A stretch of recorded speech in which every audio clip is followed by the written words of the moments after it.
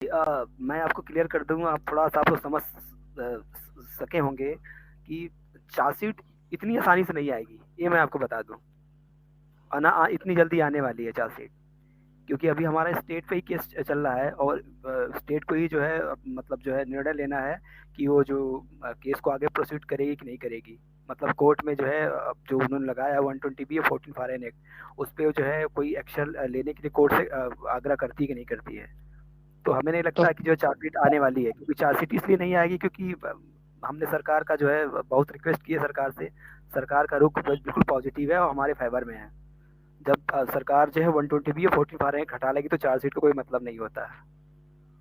तो आना सर आएगी। नहीं भारतीय सर, इ- इस साइड वाले है ना, इनको तो दोनों ही सिचुएशन में कोई टेंशन लेने की जरूरत क्या है। आती है तो भी कोई बात नहीं, नहीं आती है तो भी कोई बात नहीं। नहीं एक नहीं, और मिनट देखो एक मिनट एक एक मिनट क्लियर एक कर दो मिनट ना। एक मिनट अवध नारायण जी, एक बार फिर से आप बता दे कि चार्जशीट क्यों नहीं आ रही और क्या इसके पीछे रीजन है। आप क्लियर लोगों देखो को बता दे। जी देखो जी चार्जशीट सर। तुम सोलो कर दो। देखो चार्जशीट जी ना जी आने का मेन रीजन ये है क्योंकि हम लोगों ने स्टेट पर केस कर रखा हुआ है, Seema Sachin Netrapal versus government of UP. तो इसमें हमने गवर्नमेंट ऑफ यूपी से ये रिक्वेस्ट की थी कि मतलब जो है जो इस पे 120 बी और 14 फॉरेन जो लगाया गया है, सर इस पे जो है इसको ढिलाई बरती जाए, इसको माफी दी जाए, क्योंकि इसने जानबूझ के काम नहीं किया हुआ है। तो इसके लिए जो है डेट लगी थी, एक हियरिंग हो चुकी है इस पे। हमको भी नोटिस जारी हुआ था और स्टेट गवर्नमेंट को भी नोटिस जारी हुआ था।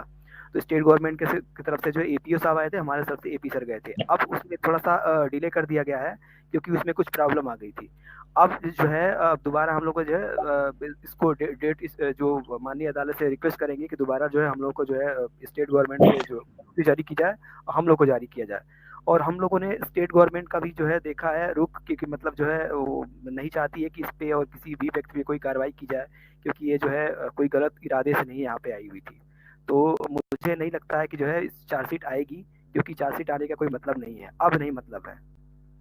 क्योंकि स्टेट गवर्नमेंट जो है पूरी तरीके से मन बना चुकी है कि चार्जशीट नहीं देने की, क्योंकि यहाँ पे जो है मामला जो है अब दूसरी तरफ चला गया है।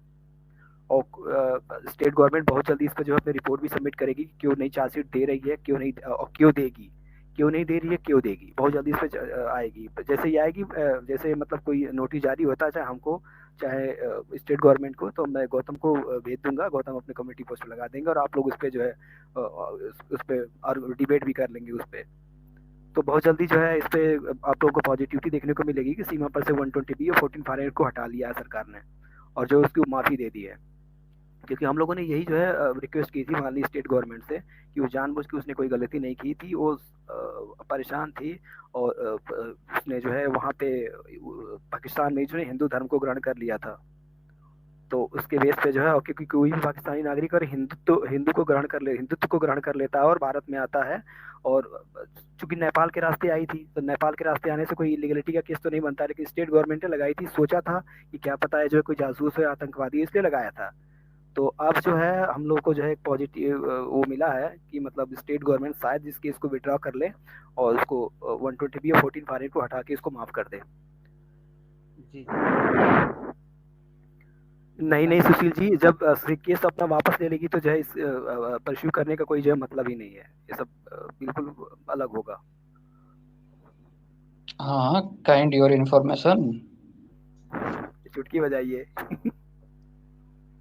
देखो सर, एक चीज है ना, ये स्टेट चार्जशीट का मामला, ये स्टेट का मामला है। इसमें कोई गली का चलता हुआ राहगीर पूछ नहीं सकता कि क्यों नहीं है, क्योंकि उसके पीछे इतने रीजन होते हैं कि इंटरनल इंटरनल मामला ये तो उसमें ना इंटरनेशनल से जुड़ा हुआ है कि भैया ना रो या फिर जितनी भी है उनसे पूछताछ के बाद में ही कुछ चीजें निकलेगी, और वो कभी सार्वजनिक होगी भी नहीं, वो बंद लिफाफे सार्वजनिक में होता जाए। नहीं, नहीं नहीं, वो सार्वजनिक नहीं हो सकता, ओपन कभी हो ही नहीं सकता उसको जो है अब किसी मीडिया के सामने या कहीं और नहीं नहीं लाया तो जा सकता है। अवध नारायण सर, सब लोग इसी चीज पे अटके हुए कि चार्जशीट आएगी, वो जेल जाएगी, वो मतलब एक तरीके से मतलब पूरा ये लोग इसी चीज पे रिलाई हैं कि चार्जशीट से स्टेट क्यों नहीं कर रही। तो सब लोगों को बता दिया अवध नारायण सर ने क्लियरली कि वो चार्जशीट इसलिए नहीं आ रही है क्योंकि अब चार्जशीट, क्योंकि वो जो है ना उसको माफीनामा के तौर पे उन्होंने स्टेट पे केस कर रखा है, और जिसमें मतलब कि स्टेट के पॉजिटिव रिस्पॉन्स आए। अगर वो केस अगर पॉजिटिव रिस्पॉन्स की तरफ आएगा तो अवध नारायण सर वो जो रिपोर्ट देंगे मैं कम्युनिटी पे लगा दूंगा, तो सारी चीजें फिर क्लियर हो जाएगी लोग। मतलब और हो सकता है कि केस, एपी सर ही मतलब कि वो तो मीडिया में ही वो आगे पॉजिटिव सारी है चीजें बताएं। इसीलिए, जी जी मतलब देखिए कोई गौतम केस गौतम गौतम जी थोड़ा सा 1 मिनट बता दूं। देखो अगर पॉजिटिव नहीं होती, एक बात थोड़ा सा ध्यान दीजिए, अगर पॉजिटिविटी अगर स्टेट गवर्नमेंट की तरफ से नहीं होती तो ना तो बच्चा पैदा कर पाती, ना तो यूट्यूब चला पाती, ना तो कोई जो एक्टिविटी कर पाती, वो अब तक जेल में रहती। ये आप थोड़ा सा अपने वो बस वो कर लीजिए, जितने लोग सुन रहे हो सभी लोग, क्योंकि नहीं वो स्टेट। पाकिस्तानी यूट्यूबर्स के लिए, मतलब जो लोग सुन रहे हैं, जो पाकिस्तानी यूट्यूबर्स, वो बार बार इसी चीज को चार्जशीट नहीं फाइल कर रही। तो देखिए देखिए, हम लोग तो ढकी छुपी बात अब करेंगे नहीं। जो बात है, जो सच है, जो यही रियलिटी है। तो जो सच्चाई है सब लोगों को एक्सेप्ट करना चाहिए, और जो गाली देना है, तो गाली जो दे रहे हैं यूट्यूब पे, उनके खिलाफ भी अब एक्शन होने वाला है। जो 17 17 तारीख तारीख को को। जो है वो हाँ बस बिल्कुल। एक्शन होने वाला है। तो जो गंदी गंदी गालियां दे रहे हैं, बस गालियां ही बकते रहो। जो स्टेट करेगी, देखिए करना तो हमारी ही गवर्नमेंट को है, हमारी सरकार बिल्कुल। को। अब उन्होंने मन बना लिया है कि जिस तरीके से जो उन्होंने बोला है अवध नारायण सर ने, कि पॉजिटिव रिस्पांस मिल रहा है या जो भी है, या उसकी बच्ची हुई है, उसके बर्थ सर्टिफिकेट होम मिनिस्ट्री को दिया जाएंगे, प्राइम मिनिस्टर को दिए जाएंगे, प्रेसिडेंट को दिए जाएंगे, या मतलब यूपी के होम मिनिस्ट्री को दिया जाएंगे। तो एक तरीके से पूरा मतलब कि अवध नारायण सर ने बोला है। अब लोगों को लग रहा है कि अरे ये लोग तो मजाक कर रहे हैं, ऐसे तो कोई भी एंट्री कर जाएगा इलीगल, इस तरीके से लोगों के मन में आ रहा होगा कि मतलब इस तरीके से अगर एंट्री तो थी। माफी करवा ले। अच्छा अवध नारायण सर एक बात बताएं, मतलब सब लोगों की तरफ से मैं पूछ रहा हूँ, जैसे पाकिस्तान के यूट्यूबर ये सोचेंगे कि अगर इस तरीके से अगर माफी मिलेगी तो फिर सबके लिए माफी मांगने हो जाएगा। तो नहीं इस पे आपका देखिए क्या कहना है? जी देखिए जी जी देखिए बोले। देखिए, मैं आपको क्लियर कर दूं, क्योंकि देखो सीमा का जो पहले से जो है उसका जो था ना, एक उसका था कि मतलब वो बहुत ज्यादा परेशान थी। उसने पाकिस्तान में हिंदू धर्म को ग्रहण किया था। वो आई नेपाल, नेपाल में शादी की, उसका भी हमारे पास एविडेंस है, उसको भी हमने कोर्ट में सबमिट किया हुआ है। ठीक है ना।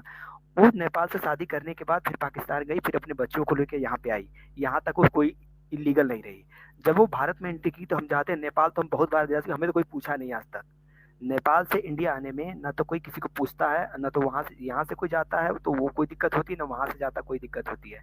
तो इसलिए जब नेपाल में एंट्री की ना, तो वहां पे इलीगलिटी का कोई मतलब नहीं होता है। लेकिन स्टेट गवर्नमेंट ने, मेरे अकॉर्डिंग स्टेट गवर्नमेंट ने इस बेस पे केस लगाया होगा कि ये 1 महीने से आके रही थी और इसने स्टेट को बताया नहीं, या वहाँ की पुलिस को नहीं बताया, या क्या पता कोई ये जो है स्पाई जासूस हो, वगैरह। कोई आतंकवादी हो। इसके वजह से जो इस बिहाफ पे जो उसने जो स्टेट गवर्नमेंट ने इसको केस कर दिया। लेकिन जब उसकी जांच पड़ताल हुई होगी और एटीएस ने जो है वो जो फर्स्ट इन्फॉर्मेशन रिपोर्ट जब सबमिट की थी कि ना तो ये कोई जासूस है, ना तो कोई आतंकवादी है, पूरी की पूरी इसकी जो है 10-15 जो है लाइनों में उसकी जो है पूरा का पूरा डिटेल दिया था। और उसको इन्वेस्टिगेशन करने के लिए, फर्दर इन्वेस्टिगेशन करने के लिए पूरा जो हमारी एजेंसियों ने बहुत सारे इन्वेस्टिगेशन किए होंगे मेरे अकॉर्डिंग। और इन्वेस्टिगेशन करने के बाद उनको यही मालूम चला होगा कि ये जो है प्यार में आई है, ये बहुत परेशान थी, क्योंकि मतलब जो है परेशान होने की वजह से आई है। तो इसकी वजह से जो है स्टेट गवर्नमेंट ने जो है इस पे जो है थोड़ा सा ढिलाई बरती। और ढिलाई बरतने का मतलब एक, जब देखी 2-4 महीने देखी होगी स्टेट गवर्नमेंट, देखने के बाद लगा होगा कि मतलब जो है इसका इरादा जो है भारत में शरण मांगने की है। और मतलब जो है वो पूरी तरह से मतलब एक हिंदू धर्म को ही फॉलो कर रही है। हिंदू धर्म को फॉलो करने की वजह से जो है स्टेट गवर्नमेंट से ढिलाई दी। और इसीलिए जो है इस पे जो है पूरी तरह से अभी ढिला। और लेकिन ये बात ये है कि और कोई भी व्यक्ति अगर इस तरह के प्रोपेगेंडा करके इंडिया में आता है तो उसको तुरंत जो है सजा का प्रावधान, सजा करेगी। क्योंकि इस टाइप के प्रोपेगेंडे से बहुत सारे आतंकवादी भी भारत में आ सकते हैं, और बहुत सारे जासूस, पाकिस्तानी जासूस यहाँ पे आ सकते हैं, बहुत दंगे फसाद करवा सकते हैं। इस पे पूरी तरीके से सरकार की नज़र है और पूरी तरह से एजेंसियों की नज़र है। लेकिन दूसरा कोई आएगा तो उस पर इतना कर नहीं सकता। इसीलिए जो है सरकार ने इसको जो ढील दे रखी है, और मतलब जो है अपना जो है बैठ अपना जो है अपने बच्चों के साथ रह रही है, अपना जो है खा रही है, कमा रही है अपने यूट्यूब से। तो ये नहीं कोई जरूरी है कि कोई दूसरा कोई आएगा तो उसको हम ढिलाई बरतेंगे, उसको तो हम पकड़ के तुरंत जेल में डालेंगे, जैसे अभी हुमरा का जैसे केस पहला हुआ तो था। हमारा था तो, सर।